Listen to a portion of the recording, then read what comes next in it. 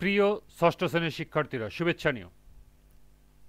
আজকে আমি তোমাদের 2025 সালের বিজ্ঞান বিষয়ের নতুন বই থেকে চতুর্থ অধ্যায় উদ্ভিদের বাহ্যিক বৈশিষ্ট্য এর পার্ট 6 থেকে সমাধান করে দেব। প্রথমে তোমাদের বলবো, যারা আমার চ্যানেলটি সাবস্ক্রাইব করো নাই তারা আমার চ্যানেলটি সাবস্ক্রাইব করবে এবং আমার সাথে থাকবে। তাহলে চলো আমরা ক্লাস শুরু করি। বিজ্ঞান চতুর্থ অধ্যায় উদ্ভিদের বাহ্যিক বৈশিষ্ট্য পার্ট 6, কাণ্ডের শ্রেণীকরণ। একটি আম গাছের কাণ্ড, একটি লাউ গাছের কাণ্ড এবং একটি নারকেল গাছের কাণ্ড লক্ষ্য করি। কোনটির কাণ্ড বেশি শক্ত, কোনটির দুর্বল, আবার কোনটির মধ্যে কোনো শাখা প্রশাখা নেই। এ থেকে ধারণা করা যায় কাণ্ড বিভিন্ন রকম হতে পারে, তবে এদের প্রাথমিকভাবে দুই ভাগে ভাগ করা যায়: এক সবল কাণ্ড, দুই দুর্বল কাণ্ড। অর্থাৎ কাণ্ডকে প্রাথমিকভাবে দুই ভাগে ভাগ করা যায়। প্রথমটি হলো সবল কাণ্ড এবং দ্বিতীয়টি হলো দুর্বল কাণ্ড। সবল কাণ্ড: এসব কাণ্ড শক্ত ও খাড়া ভাবে গাছকে দাঁড়াতে সাহায্য করে, যেমন আম, জাম, নারিকেল, তাল ইত্যাদি গাছের কাণ্ড। এই কাণ্ডগুলো কোনোটি শাখা প্রশাখা, আবার কোনোটি শাখা প্রশাখা থাকে না। এই শাখা প্রশাখা থাকা এবং না থাকার উপরে ভিত্তি করে কাণ্ড, সবল কাণ্ড দুই ভাগে বিভক্ত। একটি হলো অশাখাণ্ড এবং দ্বিতীয়টি হলো শাখান্বিত কাণ্ড। অশাখাণ্ড কি? যেসব কাণ্ড বা এসব কাণ্ডের কোনো শাখা হয় না। কাণ্ডটি লম্বা বেড়ে ওঠে, কাণ্ডের শীর্ষে পাতার মুকুট থাকে। খেয়াল করলে দেখবে নারিকেল, তাল, সুপারি ইত্যাদি গাছের কাণ্ড এ ধরনের হয়।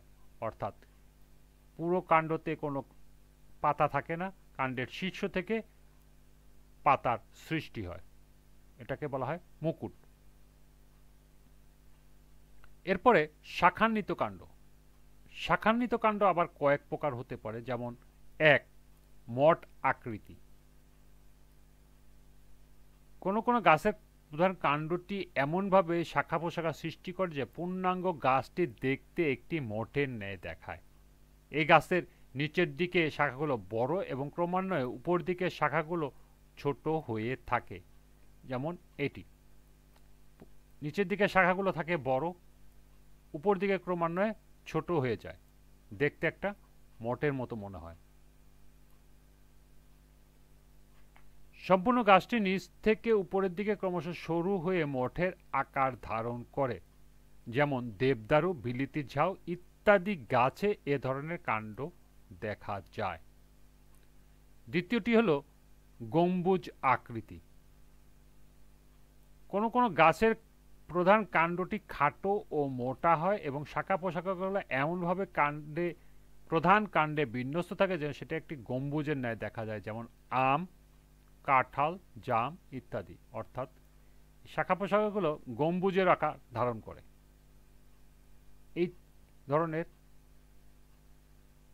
উদ্ভিদকে বলা হয়, বা এই ধরনের কাণ্ডকে বলা হয় গম্বুজ আকৃতির কাণ্ড। 3 নম্বর হলো তৃণকাণ্ড। এইসব কাণ্ডে পর্বমধ্য খুবই স্পষ্ট। পর্ব থেকে অস্থানিক মূল সৃষ্টি হতে দেখা যায়, যথা বাঁশ, আখ ইত্যাদি। ক্ষেত্র বিশেষে এইসব কাণ্ডের পর্বগুলো ফাঁপা বা ভরাট হতে পারে। ফাঁপা হতে পারে যেমন বাঁশ, ভরাট হতে পারে যেমন আখ।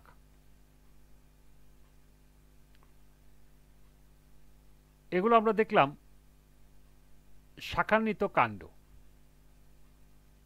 আর শাখান্বিত কাণ্ড হলো সবল কাণ্ডের দুই প্রকার, একটি অশাখান্ড আর একটি হলো শাখান্বিত কাণ্ড। এবার দেখব আমরা দুর্বল কাণ্ড।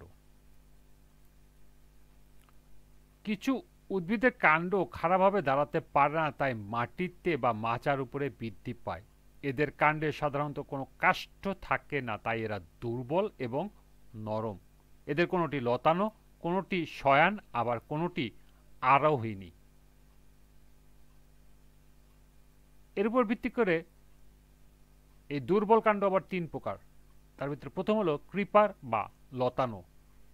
এসব কাণ্ড মাটির উপর দিয়ে সমান্তরাল বৃদ্ধি পায়। এদের প্রতিটি পর্ব থেকে গুচ্ছমূল বের হয়ে মাটিকে আঁকড়ে ধরে, যেমন ঘাস, আমরুল ইত্যাদি। 2 নম্বর আছে টেইলার বা শয়ান। এসব গাছের কাণ্ড মাটির উপরে ছড়িয়ে পড়ে কিন্তু পর্ব থেকে মূল বের হয় না, যথা পুঁই, মটরশুঁটি ইত্যাদি। এবং 3 নম্বর হলো আরোহিণী। এ সকল কাণ্ড কোনো অবলম্বনকে আঁকড়ে ধরে উপর দিকে বেড়ে ওঠে, তাই এদেরকে ক্লাইম্বার বা আরোহিণী বলা হয়, যথা শিম, পান, বেত ইত্যাদি। এখানে একটি আরোহিণী গাছের উদাহরণের চিত্র দেওয়া আছে। এরপরে দেখো, লক্ষ্য করো 33 পৃষ্ঠে একটি কাজ দেয়া আছে। এখন আমরা এই কাজটি সমাধান করব। তোমরা দল বেঁধে বিদ্যালয়ের কাছাকাছি এলাকা থেকে ঘুরে ঘুরে বিভিন্ন গাছের কাণ্ড পর্যবেক্ষণ করো এবং কোন গাছের কাণ্ড কি ধরনের তা খাতায় নোট করো। শ্রেণীতে ফিরে এসে কাণ্ডের শ্রেণীকরণ করো।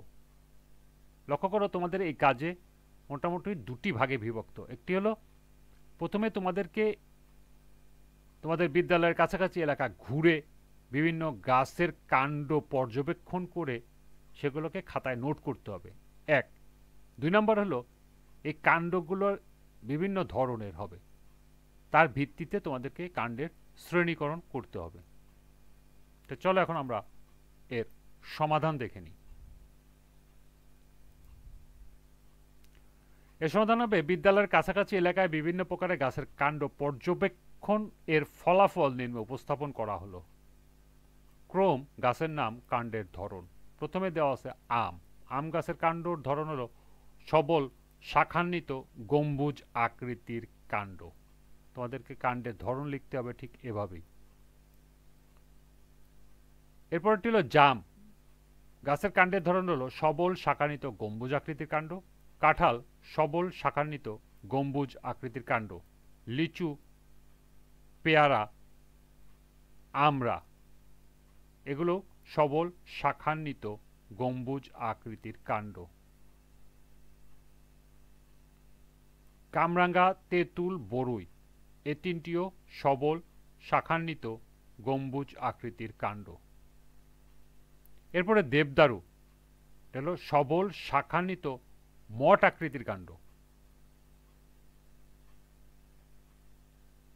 নারিকেল, খেজুর, তাল, সুপারি এই 4টি গাছের কাণ্ড হলো সবল অশাখ কাণ্ড, অর্থাৎ যেগুলোর কোনো শাখা থাকে না। এরপর আছে বাঁশ এবং আখ, সবল শাখান্বিত তৃণকাণ্ড।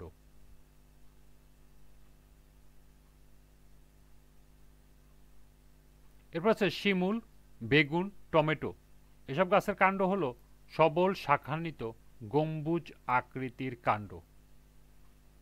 এরপর আছে ঘাস, আমরুল এগুলো হলো দুর্বল ক্রিপার বা লতানো কাণ্ড। এরপর আছে পুঁই এবং মটরশুঁটি এগুলো হলো দুর্বল টেইলার বা শয়ান কাণ্ড। এবং সর্বশেষ শিম এবং পান এগুলোর কাণ্ড দুর্বল আরোহিণী কাণ্ড। এই ছিল কাজের প্রথম অংশের সমাধান। এবার দেখব আমরা দ্বিতীয় অংশ। কাণ্ডের শ্রেণীকরণ নিম্নে উপস্থাপন করা হলো। এটি হলো একটি কাণ্ডের শ্রেণীকরণ। কাণ্ডকে প্রথমত 2 ভাগে ভাগ করা হয়েছে, একটি সবল কাণ্ড, একটি হলো দুর্বল কাণ্ড। সবল কাণ্ডকে আবার 2 ভাগে ভাগ করা হয়েছে, একটি অশাখান্ড এবং শাখান্বিত কাণ্ড। পরবর্তীতে শাখান্বিত কাণ্ড আবার 3 ভাগে ভাগ করা হয়েছে, মঠ আকৃতি, গম্বুজ আকৃতি, তৃণ। অন্যদিকে দুর্বল কাণ্ড 3 ভাগে ভাগ করা হয়েছে, একটি হলো ক্রিপার বা লতানো, একটি হলো টেইলার বা শয়ান এবং সর্বশেষ হলো আরোহিণী। এ হলো একটি কাণ্ডের শ্রেণীকরণ। তোমরা এগুলো এখান থেকে নোট করে নিতে পারো। এরপরে পার্ট 7। আজকের ক্লাসটি এ পর্যন্তই। পরবর্তী ক্লাসে পার্ট 7 এর সমাধান করে দেব। সবাইকে আবারও বলছি, যারা আমার চ্যানেলটি সাবস্ক্রাইব করো নাই তারা আমার চ্যানেলটি সাবস্ক্রাইব করবে এবং আমার সাথে থাকবে। সবাইকে পরবর্তী ক্লাস দেখার আমন্ত্রণ জানিয়ে আজকের মতো এখানে বিদায় নিচ্ছি। আল্লাহ হাফেজ।